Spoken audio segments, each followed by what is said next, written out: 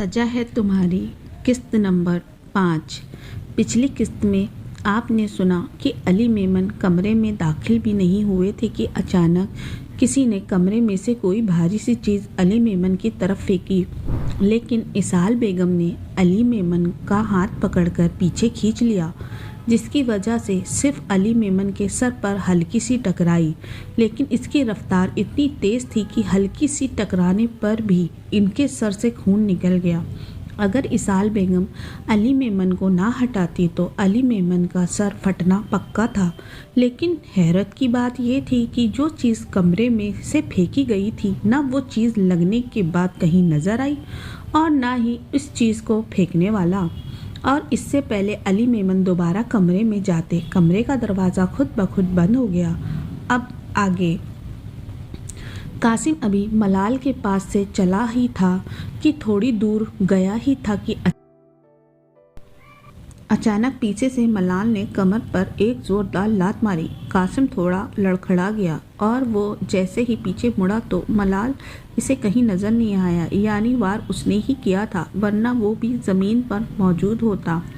ओ, अब तुम छुपन छुपाई के स्टाइल में लड़ना चाहते हो, कासिम ने बुलंद आवाज़ में कहा, क्योंकि वह ये टेक्निक जानता था कि कुछ ताकतवर जिन्नात होते हैं जिनके पास ये ताकत होती है कि वो कहीं भी कभी भी गायब हो सकते हैं और किसी भी चीज़ का रूप ले सकते हैं। और अब मलाल भी कहीं गायब हो गया था। अभी कासिम इधर उधर देख ही रहा था कि मलाल ने पीछे से आकर कासिम के सर पर एक जोरदार वार किया, जिससे कासिम ज़मीन पर गिर गया। फिर मलाल कासिम के करीब आया और इसके मुंह पर मुक्का मारा, मगर कासिम अब अपने बचाव के लिए तैयार था, इसलिए मलाल का मुक्का बर्दाश्त कर गया। और जो ही कार्रवाई में कासिम ने मलाल के मुंह पर 2 मुक्के मारे। इस तरह वो दोनों एक दूसरे से गुत्थम गुत्थी होने लगे और एक दूसरे पर चढ़कर मुक्के बरसाने लगे। अचानक किसी तीसरी ताकत ने इन्हें किसी हल्की फुल्की चीज़ की तरह उठाकर फेंक दिया। कासिम और मलाल हवा में उड़ते हुए दूर जाकर गिरे और दोनों जब पलट कर देखा तो एक ज़बान बोले, आप। अली मेमन ने काफ़ी कोशिश की कि दरवाज़ा खुल जाए, मगर वो नहीं खुला। अब अली मेमन को गुस्सा आ रहा था। इन्होंने कहा, इसाल, मुझे सच सच बताओ, यहाँ क्या हो रहा है? तुम और अरबिया मुझसे क्या छिपा रहे हो? फिर इसाल बेगम जहाँ अरबिया और उसकी दादी मौजूद थी वहाँ आई, और जो कुछ हॉस्टल और हॉस्पिटल में अरबिया के साथ पेश आया था, वो जो इसाल बेगम और कासिम के दरमियान मुलाकात और बातचीत हुई थी, अरबिया और इसाल बेगम ने शुरू से आखिर तक सब कहानी तफसील से सुना दी। अली मेमन और अम्मा इन दोनों को मुंह खोले हैरत से देख और सुन रहे थे। अली मेमन अपनी हैरत पर काबू पाते हुए बोले, यानी इस वक्त जिस घर में हम मौजूद हैं वहाँ एक जिन रहता था, और इस जिन जिसका नाम कासिम है, इसके मुताबिक एक और जिन है जिसने अरबिया से इंतकाम लेना है, क्योंकि अरबिया ने जाने अनजाने में इसके साथ कुछ बहुत बुरा किया है। और जो कासिम है वो भी ये नहीं जानता कि अरबिया ने असल में इस जिन मलाल के का साथ क्या कुछ बुरा किया है, लेकिन वो फिर भी अरबिया की मदद कर रहा है। क्यों? आखिर ये सब क्या हो रहा है? इंसान से दुश्मनी समझ आती है, मगर ये जिन से दुश्मनी का क्या मतलब? और तो और दूसरा जिन बगैर किसी मतलब के हमारी मदद भी कर रहा है। क्यों? अली मेमन की समझ में कुछ नहीं आ रहा था, और अली मेमन के सवालों का जवाब ना इसाल बेगम के पास था और ना ही अरबिया के पास। वो बस सर झुकाए खड़ी थी। अरबिया, तुम्हें लगता है कि जब से तुम हॉस्टल के इस कमरे में गई हो जिसमें से बच्चे के रोने की आवाज़ें आ रही थी, तब से तुम्हारे साथ ये सब कुछ हो रहा है, सही? अली मेमन ने अरबिया से पूछा। जी, अरबिया ने मुख्तसर सा जवाब दिया। अच्छा, तो याद करो, वहाँ कुछ मामूली सी आम थी, छोटी सी भी कोई बात हुई हो जो तुमने हमें अभी तक ना बताई हो? अब की बार अरबिया की दादी ने पूछा। अरबिया ने थोड़ी देर सोचा, फिर बोली, हाँ, मेरे पाँव के नीचे आकर एक छिपकली मर गई थी।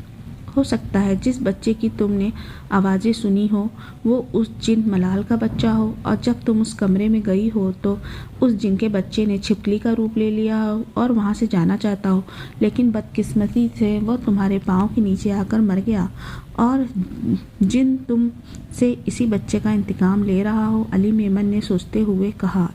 لیکن قاسم کا کیا؟ اسحاق بیگم نے سوال کیا۔ یہ بہت ہی سیریس معاملہ ہے، ہم صبح اس بارے میں بات کریں گے۔ عربیہ تم ابھی اپنی دادی کے ساتھ سو جاؤ، علی میمن نے کہا اور کمرے میں چلے گئے۔ اسحاق بیگم بھی ان کے پیچھے چلی گئی۔ عربیہ اپنی دادی کے ساتھ لیٹ گئی۔ عربیہ بہت دن سکون سے رہ لی، اب تمہارے غم کے دن شروع ہونے والے ہیں۔ اگر قاسم بیچ میں نہ آتا تو یہ سکون کے دن بھی تمہیں نصیب نہ ہوتے۔ اب تمہاری غلطی کی سزا اس کو بھی ملے گی، کی موت بھی دردناک ہوگی۔ ہا ہا ہا، ملال ان کو دیکھتے ہوئے بول رہا تھا۔ قاسم جنات کے سردار گلٹن کیروان کو دیکھ کر حیران تھا، لیکن ملال حیران ہونے کی بجائے خوش تھا۔ جنات کا سردار ایک طاقتور جن تھا جو نہ مسلمان تھا نہ ہندو تھا، وہ کسی مذہب کو نہیں مانتا تھا۔ وہ ایک بے رحم جن ہونے کے ساتھ ایک بہت برا جن بھی تھا، اور وہ دھوکے سے جنوں کا سردار بنا تھا۔ اور ایک بات بہت کم لوگ جانتے ہیں، وہ جب سے سردار بنا تھا ہر معاملے میں انصاف کرتا تھا، مگر اگر کسی نے اس کے فیصلے کے خلاف کچھ بھی اعتراض کیا تو وہ یہ نہیں دیکھتا تھا کہ یہ میرا فیصلے کے خلاف ٹھیک بول رہا ہے یا غلط، اس کی بات صحیح ہے یا نہیں، یہ دیکھنے کے بجائے گلٹن کیروان اس جن کے ساتھ بہت برا سلوک کرتا، یا تو اس کو مروا دیتا یا ہمیشہ کے لیے اپنا قیدی بنا لیتا۔ بظاہر انصاف وہ اپنی نئی سرداری کو جمانے اور دوسروں کی نظر میں خود کو اچھا دکھانے کے لیے کر رہا تھا۔ قاسم ملال دونوں چل کر جنات کے سردار گلٹن کیروان کے پاس آئے۔ سردار، آپ یہاں کیا کر رہے ہیں؟ قاسم نے پوچھا۔ سردار نے کہا، ہمیں پتہ چلا ہے کہ تم لوگ یہاں ایک انسانی لڑکی کی وجہ سے لڑ رہے ہو، کیا یہ بات صحیح ہے؟ جی ہاں، جواب ملال نے دیا۔ میں آپ کو پوری بات بتاتا ہوں، قاسم نے کہا، لیکن قاسم کے بولنے سے پہلے ہی سردار گلٹن کیروان بولنا، نہیں، میں سب جانتا ہوں، مگر آپ کو کیسے پتہ چلا؟ کیا آپ ہم پر نظر رکھتے ہیں؟ قاسم نے حیرت سے پوچھا۔ سردار گلٹن کیروان نے قاسم کو گھورا، پھر بولا، چاہے میں تم پر نظر رکھوں یا نہ رکھوں، تم مجھ سے پوچھنے والے ہوتے کون ہو؟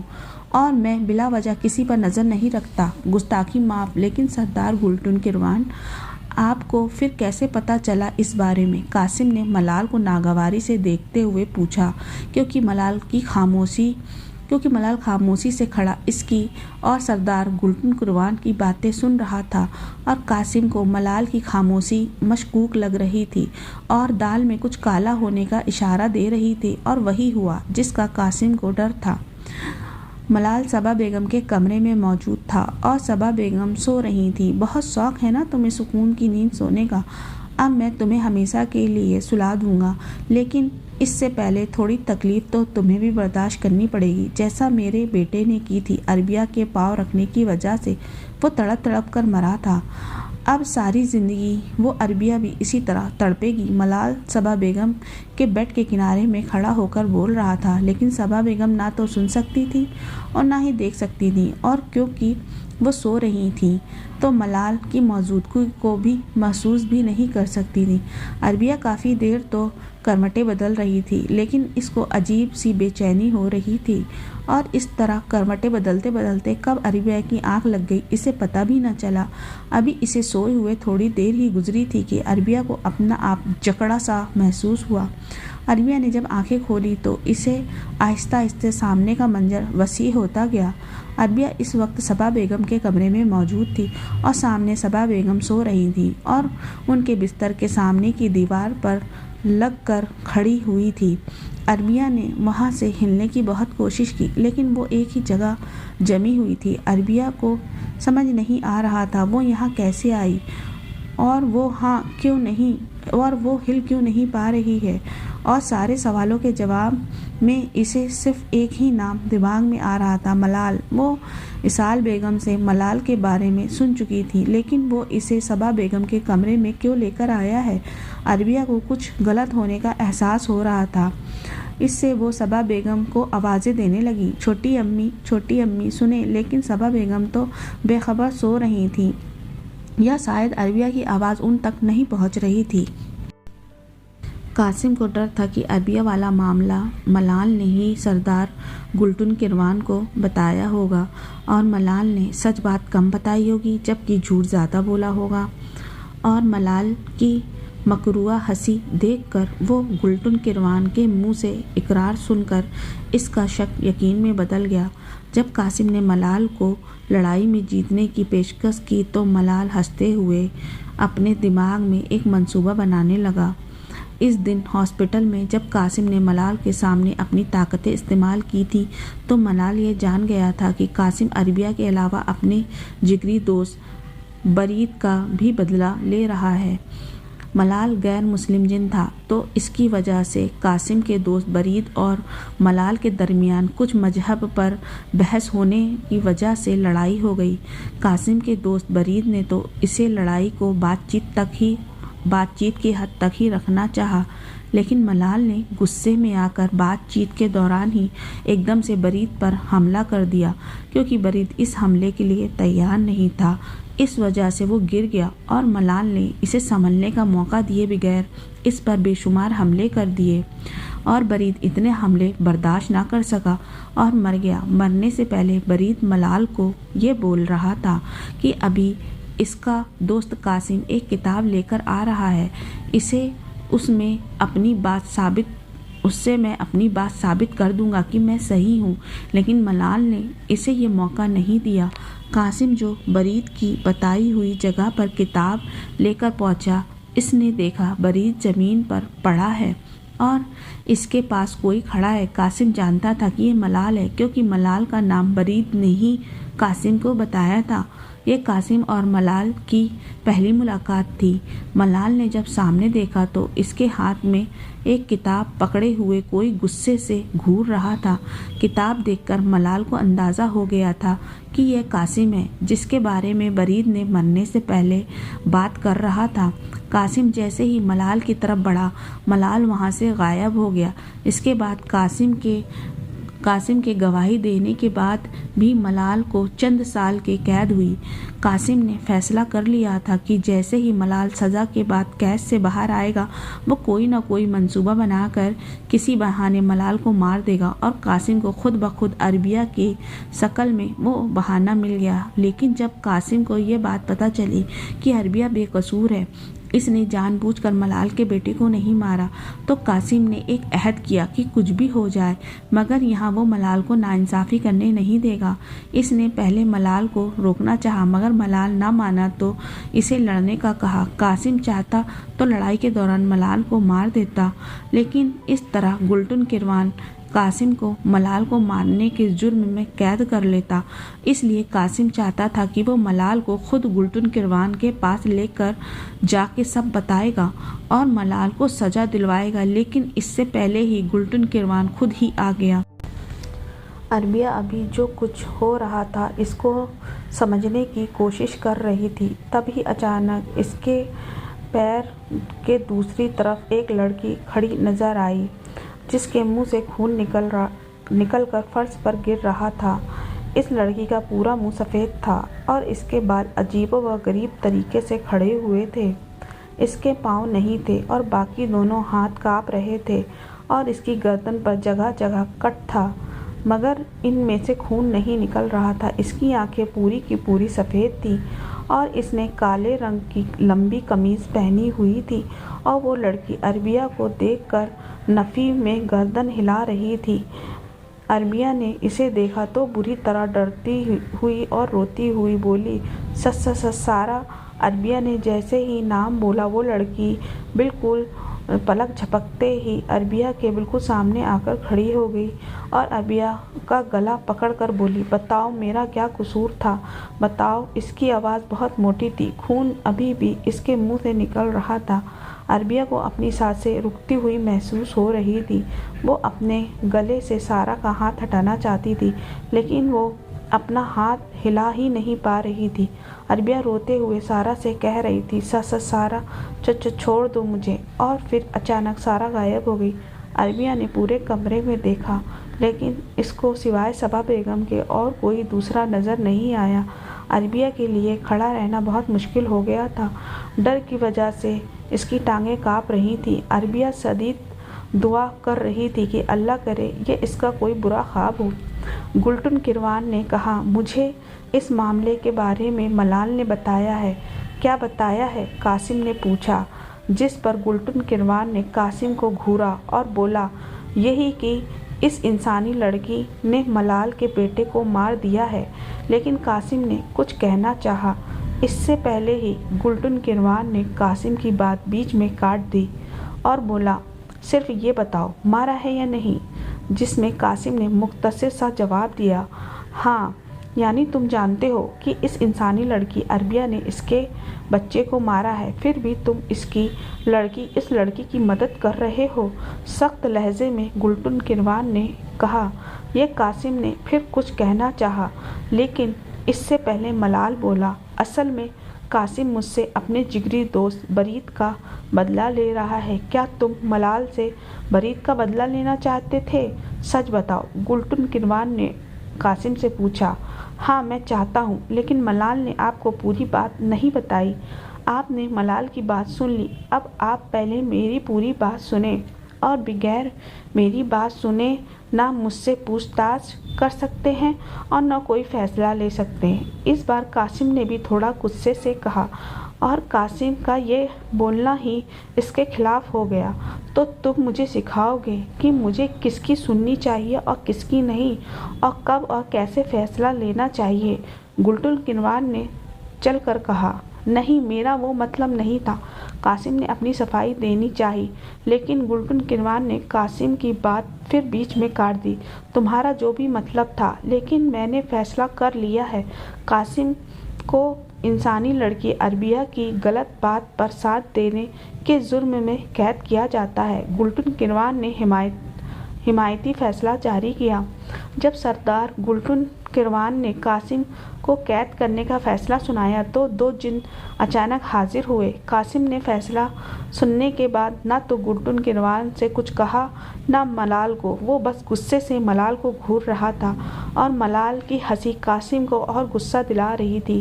वह दोनों जिन कासिम के पास आए और कासिम को के दोनों हाथ पकड़ लिए और फिर कासिम और दोनों जिन पलक झपकते ही गायब हो गए। इन तीनों के गायब होने के बाद सरदार गुल्टन किरवान ने मलाल से कहा, अभी मैंने बगैर कासिम की बात सुने इसे कैद खाने भेज दिया है, लेकिन मुसलमान के जिन्नात के सरदार कुतूजा की नज़र में कासिम एक बहुत अच्छा जिन है और किसी भी कीमत पर कासिम को वो कैद खाने में नहीं रहने देगा और कैद खाने से निकलवाने के लिए वो अदालत से ज़रूर राब्ता करेगा और अदालत में तुम्हारा जुर्मात साबित हो जाएंगे और तुम्हें या तो जलाकर राख कर दिया जाएगा या हमेशा के लिए कैद कर दिए जाओगे। अब सोच लो तुम्हें क्या करना है। अब गुल्टन किरवान मलाल के जवाब का इंतज़ार में था। बस आप किसी तरह कासिम को ज़्यादा से ज़्यादा दिन कैद में रखें और मैं जब तक इस अरबिया के साथ अपना इंतकाम पूरा करता हूँ और फिर अदालत लगने से पहले ही मैं कुछ ना कुछ करके अपने आप को सज़ा से बचा लूँगा, जैसे पहले बचाया था। हा हा हा। मलाल ने हंसते हुए अपना मंसूबा गुल्टन किरवान को बताया। मैं जितनी तुम्हारी मदद कर सकता था कर चुका हूँ। अब इससे ज़्यादा कोई मदद की उम्मीद ना रखना। सरदार ने दो टूक अंदाज में मलाल की मदद करने से मना कर दिया, लेकिन सामने भी एक धोखेबाज जिन था जिसका नाम मलाल था। अचानक यानी तुम मेरी मदद नहीं करोगे, कासिम को ज़्यादा दिन कैद में नहीं रखोगे? हाँ, ऐसा ही है, मलाल ने तंजिया अंदाज में पूछा। हाँ, ऐसा ही है, गुल्टन किरवान ने मलाल की आंखों में आंखें डालकर कहा। गुल्टन किरवान को मलाल का इसको आप से तुम बोलना गुस्सा दिला गया था। ठीक है, तो फिर मैं सब जिन्नात को बताऊंगा तुम धोखे से सरदार बने हो और जिसे सरदार बनना चाहिए था इसको तुमने मार दिया। मलाल ने नागवारी से कहा। अब की बार गुल्टन किरवान थोड़ा घबराया और कुछ सोचते हुए बोला, ठीक है, تمہارے پاس صرف کچھ دن ہیں، جو کرنا ہے جلدی کرو، مجھے 3 مہینے کا وقت چاہیے، ملال نے بے نیازی سے کہا۔ گلٹن کروان بھی ملال سے بحث کرنا فضول لگا۔ ٹھیک ہے، گلٹن کروان نے بولا۔ ملال کو حیرت ہوئی کہ سردار گلٹن کروان اتنی آسانی سے کیسے مان گیا۔ اس سے پہلے ملال کچھ پوچھ تاچھ کرتا، گلٹن کروان وہاں سے جا چکا تھا۔ عربیہ آنکھیں بند کیے کھڑی ہوئی تھی اور دل ہی دل میں آیت پڑھ رہی تھی۔ اچانک اس کو اپنے پاؤں میں کچھ گیلا محسوس ہوا۔ عربیہ نے فوراً آنکھیں کھول کر اپنے پاؤں کی طرف دیکھا تو اسے وہاں کچھ کالا کالا سا پانی دکھائی دیا۔ اندھیرے کی وجہ سے عربیہ کو صاف نہیں دکھائی دے رہا تھا۔ پھر عربیہ کی نظر جب سامنے دیوار پر پڑی تو عربیہ کا چہرہ بالکل سفید ہو گیا، کیونکہ سامنے کی تینوں دیواروں پر خون بہہ رہا تھا۔ ایسا لگ رہا تھا جیسے کسی نے دیواروں پر خون سے رنگ دیا ہو۔ یہ خون کہاں سے آ گیا؟ عربیہ نے ڈرتے ڈرتے خود سے ہی سوال کیا۔ اب اسے سمجھ میں آیا، جو کالا پانی اسے اپنے پاؤں میں محسوس ہو رہا تھا وہ کوئی کالا پانی نہیں بلکہ خون تھا۔